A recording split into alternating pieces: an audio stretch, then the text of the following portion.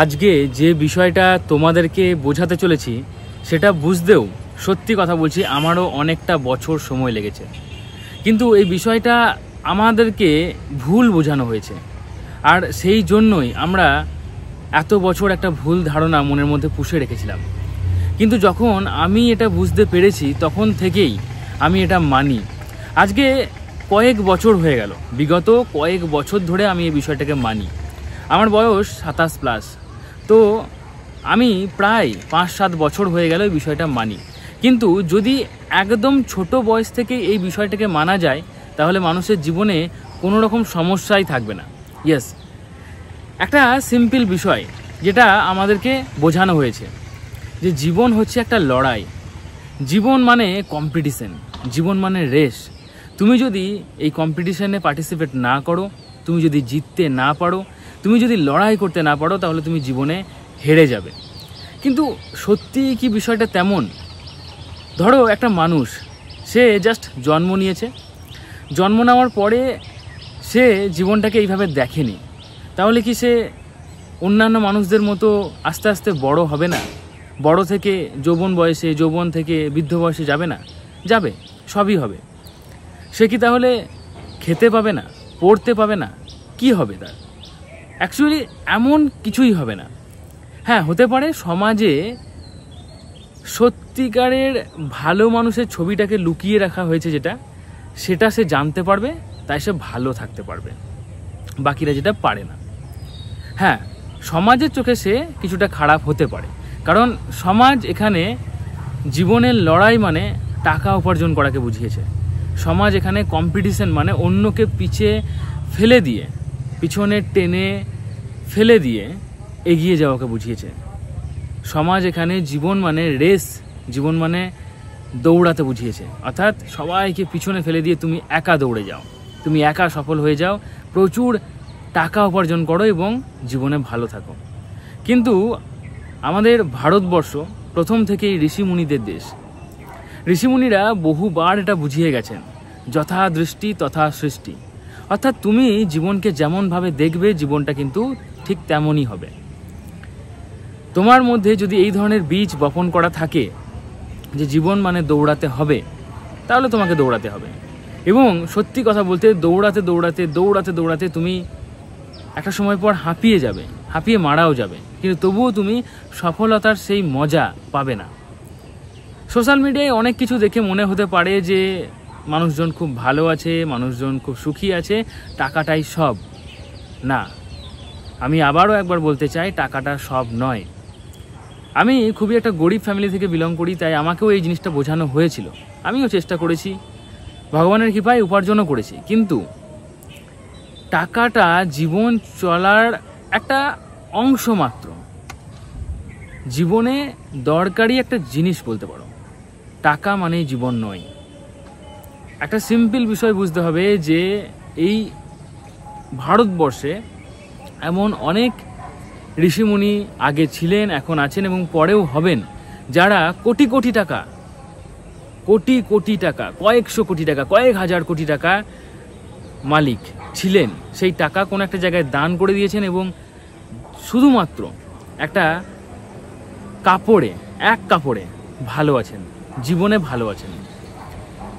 তো এই যে বিষয়টা না, যে জীবন মানে লড়াই, জীবন মানে রেস, এটাকে একটু অন্যরকমভাবে দেখতে হবে।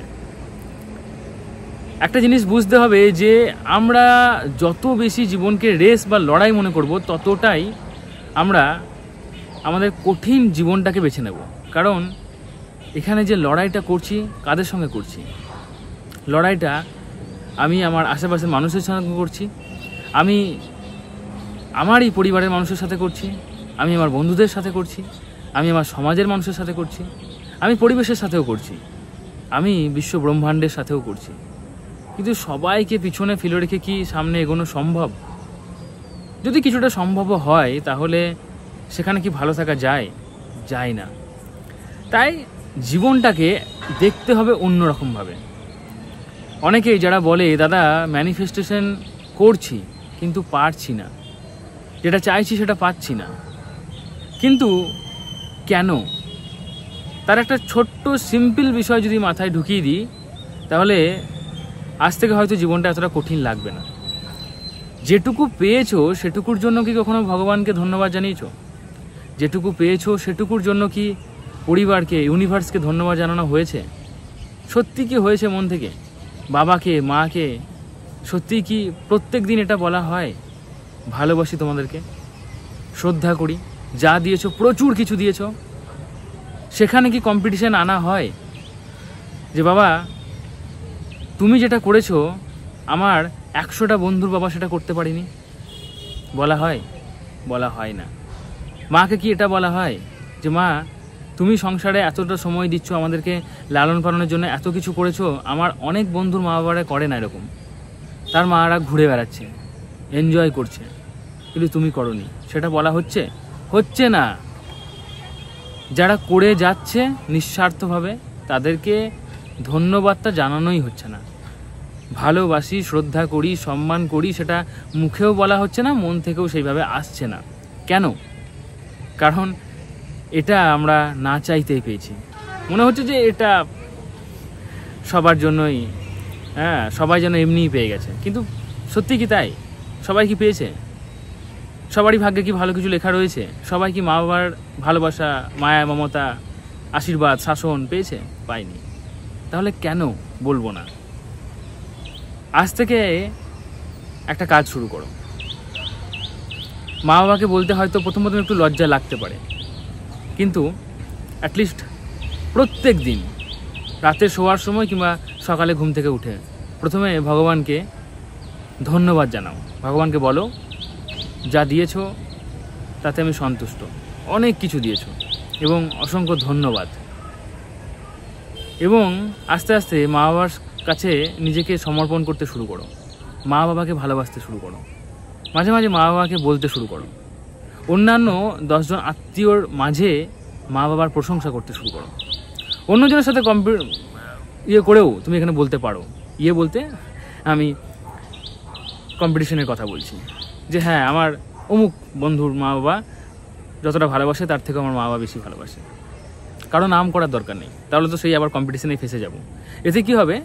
অ্যাকচুয়ালি আমরা কম্পিটিশন করছি না, কম্পিটিশন করে মা বাবাকে এগিয়ে নিয়ে যাচ্ছি না, কিন্তু কাউকে কম্পিটিশনের মাধ্যমে নিচে রেখে ওপরে এলে মানুষের একটা স্যাটিসফিকেশন হয়, ঠিক আছে? তাই এটা বলা যেতেই পারে। এটা মা বাবাকে বলো যে আমি 10 জন বন্ধুর মা বাবাকে দেখেছি, তাদের থেকেও ভালো মা বাবা আমি পেয়েছি, ভালোবাসি, সম্মান করি। এইভাবে যখন বলতে শুরু করব তখন দেখব জীবনে অনেক কিছুই ঘটতে শুরু করেছে। জীবনটাকে লড়াইয়ের মতো করে দেখার দরকার নেই, জীবনটাকে রেস মনে করার দরকার নেই। ভালোবাসতে থাকো, শুধু জীবনটাকে ভালোবাসতে থাকো, অনেক কিছু জীবনে পাবে। এবং যারা নিঃস্বার্থভাবে তোমাকে দিয়েছে তাদেরকে সম্মান করো।